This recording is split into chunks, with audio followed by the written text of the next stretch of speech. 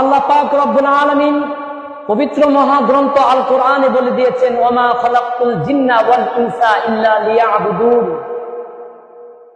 আমি জিন এবং ইনসানকে সৃষ্টি করেছি একমাত্র আমার গোলামি করার জন্য, আমার ইবাদত করার জন্য, আমার বন্দিগি করার জন্য। তো ইবাদত বলতে আমরা কি বুঝি? ইবাদত বলতে আমরা শুধু এইটুকুই বুঝলে হবে না, শুধু নামাজ এটা শুধু ইবাদতের অন্তর্ভুক্ত নয়। এই নামাজ ছাড়া বহু আরো ইবাদত রয়েছে। যেরকম ইবাদত হলো আল্লাহর নৈকট্য হাসিলের জন্য আপনি যা করবেন সেটাকে ইবাদত বলা হয়, আল্লাহর গোলামি বলা হয়। তো দেখেন, আল্লাহ পাক রব্বুল আলামিন আপনার উপর নামাজ ফরজ করেছেন বলে আপনি নামাজ পড়েন, এটা একটা ইবাদত। রোজা ফরজ করেছেন বলে আপনি রোজা রাখেন, এটাও একটা ইবাদত। যাকাত প্রদান করা, এটাও একটা ইবাদত। তো প্রত্যেকটা ইবাদতের এক একটা হিকমত আছে, এক একটা উদ্দেশ্য আছে। তো দেখেন, একটা হলো শরীরের ইবাদত, আরেকটা হলো মনের ইবাদত, আরেকটা হলো মালের ইবাদত। যেই রকম মনে করেন আপনার যখন জিকির পড়বেন, এটা হলো আপনার দিলের ইবাদত। আর আপনি যখন রোজা রাখবেন এবং নামাজ পড়বেন, এই রোজা এবং নামাজ, দেখেন নামাজ পড়তে গেলে কিন্তু উঠবস দিতে হয়, শরীরেরও একটা ইবাদত হয় এবং মুখে যে তাসবিহ ফাতিমিগুলো পড়েন এগুলো একটা ইবাদত। এই নামাজ দ্বারা আপনার শরীরের ইবাদত হয়ে যাচ্ছে, আবার জবানেরও ইবাদত হয়ে যাচ্ছে। আর মালের ইবাদত কাকে বলা হয়? মালের ইবাদত বলা হয় যে আপনি যাকাত প্রদান করেন, দান সাদকা করেন, এগুলোকে বলা হয় মালের ইবাদত। তো ইবাদত হলো তিন প্রকার। যেরকম হজ পালন করলে আপনার দুইটা ইবাদত একই সাথে পালন হয়ে যায়। যদি আপনি হজ করেন তাহলে শারীরিক যে পরিশ্রম এটা কিন্তু হয়ে যায়।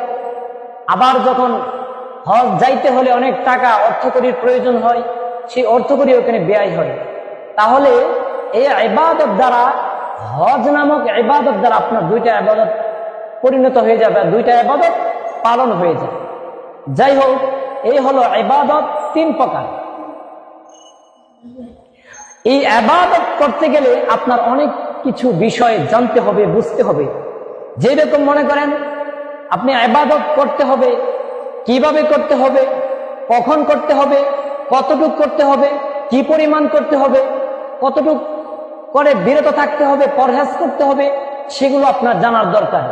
এই জন্য রাসূলুল্লাহ সাল্লাল্লাহু আলাইহি ওয়াসাল্লাম বলেছেন, তলাবুল ইলমি ফারিদাতুন আলা কুল্লি মুসলিম, প্রত্যেক নরনারীকে ইলমে দ্বীন শিক্ষা করা ফরজ। এখন এই ফরজ কেন বলা হয়েছে? যদি আপনি ইবাদত, কখন ইবাদত করতে হয় আর কখন ইবাদতের নিষেধাজ্ঞা আছে, সেগুলো সম্পর্কে যদি আপনি অবগত না থাকেন, তাহলে আপনি উল্টাপাল্টা ইবাদত করবেন, এটা আল্লাহর কাছে গ্রহণযোগ্য হবে না। সেই জন্য ইবাদত সঠিক পন্থায় করার জন্য, সঠিকভাবে আদায় করার জন্য ইলমে দ্বীন শিক্ষা করা দরকার আছে না নাই? অবশ্যই আছে। তাহলে দেখেন, আপনি এই নামাজ পড়তে গেলে কখন সুবহান রাব্বিয়াল আযীম, কখন সুবহান রাব্বিয়াল আ'লা, কখন দুরূদ শরীফ পড়তে হয়, কখন তাশাহুদ পড়তে হয়, কখন দোয়ায়ে মাসুরা পড়তে হয়, কখন সূরাতুল ফাতিহা পড়তে হয়, কখন আউযু বিল্লাহ পড়তে হয়, কখন বিসমিল্লাহ পড়তে হয়, কখন সামি আল্লাহু লিমান হামিদা বলতে হয়, কখন আল্লাহু আকবার বলতে হয়, কখন রব্বানা লাকাল হামদ বলতে হয়।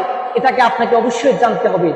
যদি আপনি এই তাসবিহগুলো যদি আপনি না পারেন, তাহলে আপনার ইবাদত কিভাবে করতে হবে সেটা কিন্তু আপনি সঠিক পন্থা জানলেন না।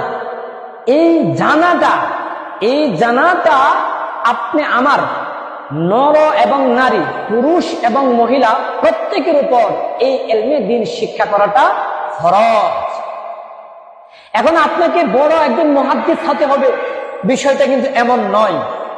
আপনাকে বহুত বড় একজন শাইখুল হাদিস হতে হবে, বিষয়টা এমন নয়। কিন্তু দৈনন্দিন আল্লাহকে ডাকার জন্য আল্লাহর ইবাদত, আল্লাহর গুলামি করার জন্য যেভাবে সহি তরিকায় আল্লাহকে ডাকা যায়, অতটুকু পরিমাণ জ্ঞান আপনাকে অর্জন করা রাসূলুল্লাহ সাল্লাল্লাহু আলাইহি ওয়াসাল্লাম আবশ্যক করেছেন। সেই জন্য ইলমে দ্বীন শিক্ষা করা ফরজ। সেই জন্য আল্লাহ পাক রব্বুল আলামিন আমাদেরকে ইলমে দ্বীন, সঠিক ইলমে দ্বীন শিক্ষা করা তৌফিক দান করুন। দেখেন, এখন আপনারা মনে মনে ভাবতে পারেন, আমরা তো এখন মুরব্বী হয়ে গেছি, বুড়া হয়ে গেছি, এখন তো আর শিক্ষার সেই সুব্যবস্থা নাই। আমি বলবো আপনার ধারণাটা ভুল। কেন ভুল? কারণ ছোট্ট শিশুদের জন্য বা ছোট্ট ছেলে মেয়েদের জন্য স্কুল আছে বা মাদ্রাসা আছে, সেখানে ইসলামী শিক্ষার সুব্যবস্থা রয়েছে। কিন্তু আপনাদের জন্য এরকম স্কুল সিস্টেম বা এরকম কোনো ফর্মালিটি নাই না। আপনাদের জন্য শিক্ষা ব্যবস্থা রয়েছে। যেরকম অনেক মানুষ আছে তাবলিগে যায় অনেক কিছু শিখতে পারে, যারা একেবারে কোরআন পড়া জানতো না, কিছুই জানতো না, আলহামদুলিল্লাহ এই তাবলিগের মেহনতের মাধ্যমে অনেক মানুষ অনেক কিছু জানতে পারে, অনেক কিছু বুঝতে পারে। অনেক পথগুলা মানুষ আজকে পথের দিশা পাচ্ছে এই তাবলিগ জামাতে গিয়ে। সেই জন্য আপনারা যারা এই ইলমে দ্বীন শিক্ষা থেকে মাহরুম হয়েছেন, তাদের জন্য আরো সুব্যবস্থা রয়েছে। প্রত্যেকটা মসজিদে এরকম ইমাম সাহেব রয়েছে।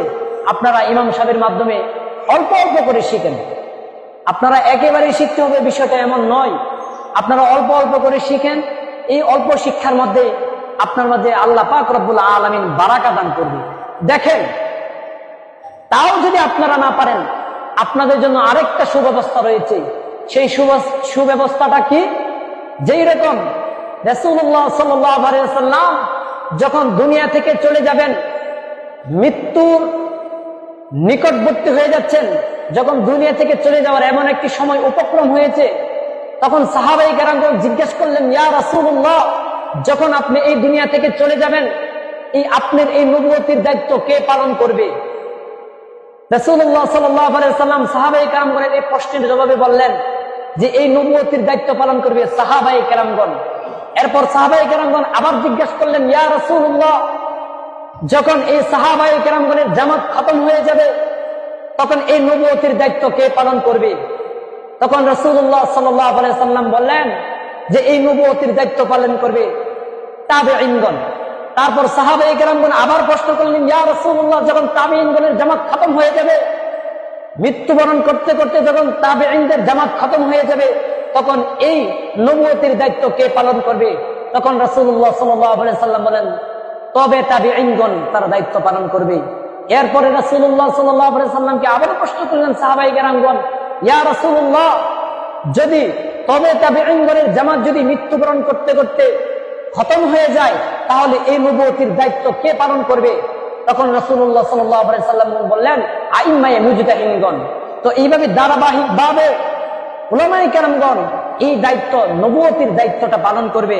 যেমন রাসূলুল্লাহ সাল্লাল্লাহু আলাইহি ওয়াসাল্লাম এক হাদিসে বলে দিয়েছেন, ইন্নাল উলামা ওয়ারাসাতুল আম্বিয়া। উলামায়ে কেরাম হলো নবীগণের ওয়ারিস, আম্বিয়া কেরামের ওয়ারিস।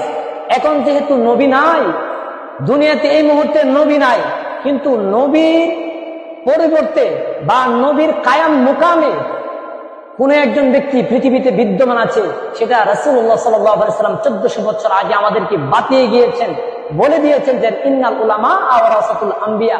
যখন আমি দুনিয়াতে থাকবো না, তখন এই নবুয়তির দায়িত্ব পালন করবে সাহাবায়ে কেরামগণ। এরকম ধারাবাহিক ভাবে রাসূলুল্লাহ সাল্লাল্লাহু আলাইহি ওয়াসাল্লাম হাদিসের মধ্যে বলে দিয়েছেন, ইন্নাল উলামা ওয়ারাসাতুল আম্বিয়া। উলামায়ে কেরামগণই হবে আম্বিয়া কেরামের ওয়ারিস।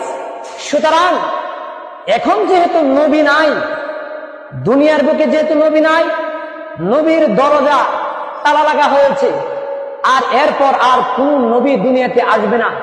যদি কোনো ব্যক্তি, যদি কোনো মানুষ নিজেকে নবী বলে দাবি করে, তাহলে এটা বন্ধ, এটা কোরআন এবং হাদিস দ্বারা বন্ধ। সুতরাং নবী আসার যে পদ্ধতি, যে সিস্টেম, যে নিয়ম, এই নিয়মটা বর্তমানে বন্ধ আছে। সুতরাং পৃথিবীতে আর কোনো নবী আসবে না। যেহেতু নবী আসবে না, নবীর উত্তরসূরি কারা, সেই কথাটাও তিনি আমাদেরকে বলে দিয়েছেন। আর তিনারা হলেন উলামায়ে কেরামগণ। এখন এই উলামায়ে কেরামগণের প্রেসক্রিপশন অনুযায়ী যদি আপনারা চলতে পারেন, তাহলে নবীর প্রেসক্রিপশন অনুযায়ী চলার মতো হয়ে যাবে। এখন আপনারা প্রশ্ন করতে পারেন, উলামায়ে কেরামগণ তো সারা দুনিয়াতে উলামায়ে কেরামগণ আছে, তো আমরা কাদেরকে সাজেস্ট করব বা কাদেরকে অনুসরণ করব, কাদেরকে অনুকরণ করব? তো এই প্রশ্নের জবাব হলো যে হক্কানি উলামায়ে কেরামগণ হতে হবে। শুধু উলামায়ে কেরামগণ হলেই হবে না। যেরকম মুখে দাড়ি রাখলো, লম্বা একটা পাঞ্জাবি পরলো, মাথায় টুপি পরলো, এমন হলেই কিন্তু উলামায়ে কেরামগণ হয়ে যায় না। রাসূলুল্লাহ সাল্লাল্লাহু আলাইহি সাল্লাম যে উলামায়ে কেরামগণের কথা বলেছেন, সেই উলামায়ে কেরামগণকে চিনতে হলে, বুঝতে হলে আপনি কোরআন এবং হাদিসের মাপ অনুযায়ী, কোরআন এবং হাদিসের অনুপাতে আপনাকে জানতে হবে, বুঝতে হবে যে একটা মানুষ কোরআন অনুযায়ী চলছে কিনা, একটা মানুষ হাদিস অনুযায়ী চলছে কিনা, রাসূলুল্লাহ সাল্লাল্লাহু আলাইহি সাল্লামের সুন্নাহ অনুযায়ী আমল করছে কিনা, সেটাকে আপনাকে দেখতে হবে। যে ঠিকমতো নামাজ পড়ছে কিনা, ঠিকমতো যে শরীয়তের হুকুম আহকাম সেগুলো আছে, সেগুলো মানছে কিনা, সেগুলো দেখতে হবে। যেই রকম মনে করেন, এখন আপনারা বলতে হবে যে এখন উলামায়ে কেরামগণকে সঠিককে এটা চিনতে বুঝতে অনেক সমস্যা হয়ে যাচ্ছে, চিনতে পারতেছি না। আমি বলবো এইটা এতটুকু জ্ঞান আল্লাহ পাক রব্বুল আলামিন প্রত্যেকটা মানুষকে দিয়েছে। ভালো এবং মন্দ জাস্টিফাই করার জন্য, ভালো এবং মন্দ তফাৎ করার জন্য, ভালো এবং মন্দ ফরক করার জন্য প্রত্যেকটা মানুষকে আল্লাহ এতটুকু জ্ঞান দিয়েছেন যে কোনটা ভালো কোনটা মন্দ এটা কিন্তু ঠিকই সবাই বুঝে। যেরকম মনে করেন আপনারা কৃষি কাজ করেন, কৃষি কাজ করতে যায় কোন ধানটা বেশি ফলনে আসে এটা কিন্তু আপনারা ভালো বুঝেন। কোন গাভীর দুধ বেশি, কোন গাভী বছরে বছরে বেশি বেশি বাচ্চা দেয়, এইগুলো কিন্তু বুঝেন। কিন্তু আপনারা দুনিয়ার বেলায় সবকিছু বুঝেন, কিন্তু দিনের বেলা অর্থাৎ ধর্মের বেলা আপনারা নিজেকে একটু অজ্ঞ মনে করেন, নিজেকে একটু অবুঝ মনে করেন। না, এই অবুঝ মনে করা এটা কিন্তু ধর্তব্য হবে না। এই বুঝটা সবাইরই আছে। সেই জন্য দেখেন, আমি যে বললাম যে তলাবুল ইলমি ফারিদাতুন আলা কুল্লি মুসলিম, যে প্রত্যেক নরনারীকে ইলমে দ্বীন শিক্ষা করা ফরজ। এই যে শিক্ষা, এতটুকু যদি শিক্ষা আপনি অর্জন করতেন তাহলে সঠিকটা যাচাই বাছাই করার জন্য আপনার এত পেরেশান হতে হতো না। আজকে দেখা যায় আমরা জাগতিক শিক্ষায় যতটুকু পেরেশান, আমরা জাগতিক শিক্ষাটা যে গুরুত্ব দিয়ে শিক্ষা অর্জন করি, বা আমরা জাগতিক শিক্ষা শেখার জন্য যেভাবে আমরা ঝাঁপিয়ে পড়ি, আমরা দ্বীনি শিক্ষার জন্য কিন্তু আমরা এতটুকু ঝাঁপিয়ে পড়ি না। অথচ এই জাগতিক শিক্ষা অর্জন করার জন্য পৃথিবীর কোন গ্রন্থের মধ্যে লেখা নাই যে এই জাগতিক শিক্ষা শিখো, এই জাগতিক শিক্ষা যদি না শিখো তাহলে তোমাকে জাহান্নামে পাঠানো হবে, অথবা তোমাকে জান্নাতে প্রবেশ করা থেকে নিষেধ করা হয়েছে, এমন কেউ বলা হয় নাই। কিন্তু তারপরও আমরা দেখা যায় জাগতিক শিক্ষা অর্জনের জন্য আমরা খুব লেলিয়ে পড়ছি, জাগতিক শিক্ষার জন্য আমরা খুব ঝাঁপিয়ে পড়ছি। কিন্তু দ্বীনি শিক্ষা করা, এই যে দ্বীনি শিক্ষা এটা অর্জন করা ফরজ, এটা কিন্তু উল্লেখ আছে। যদি আপনি মনে করেন যে দ্বীনি শিক্ষা করা ফরজ, এটা আপনি অস্বীকার করেন, তাহলে কিন্তু আপনি মুমিন থাকবেন না।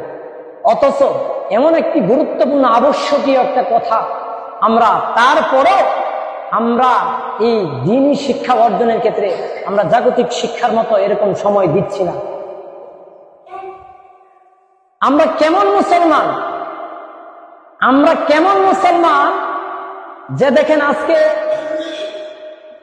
নামাজের মধ্যে তাশাহুদ পড়তে হয়, আমরা তাশাহুদটা সহি করে পড়তে পারি না। নামাজের মধ্যে দুরুদে ইব্রাহিম পড়তে হয়, আমরা দুরুদে ইব্রাহিমটা সহি করে পড়তে পারি না। নামাজের মধ্যে দোয়ায়ে মাসুরা পড়তে হয়, আমরা এই দোয়ায়ে মাসুরাটা সহি শুদ্ধ করে পড়তে পারি না। প্রত্যেক নামাজে কিন্তু এগুলো প্রয়োজন। সূরাতুল ফাতিহা প্রত্যেক রাকাতে রাকাতে পড়তে হয়, কিন্তু আমাদের নামাজের সেই সূরা কেরাতগুলো সহি নাই। এইরকম বহু আছে, মানে আমাদের এগুলো আমরা পারি না, অথচ আমাদের উপর এগুলো ফরজ। অন্যান্য শিক্ষা দেখেন সবকিছু আমরা পারি, মানে দুনিয়াবি যত কিছু আছে, যত কঠিন হোক না কেন আমরা সব কিছু পারি, আমরা সব কিছু পারি। কিন্তু দিনের বেলা আমরা এগুলো ধর্মের বেলায় এগুলো আসলে আমাদের কাছে খুব কঠিন মনে হয়। ধর্মের বেলায় যাইতে এগুলো আমাদের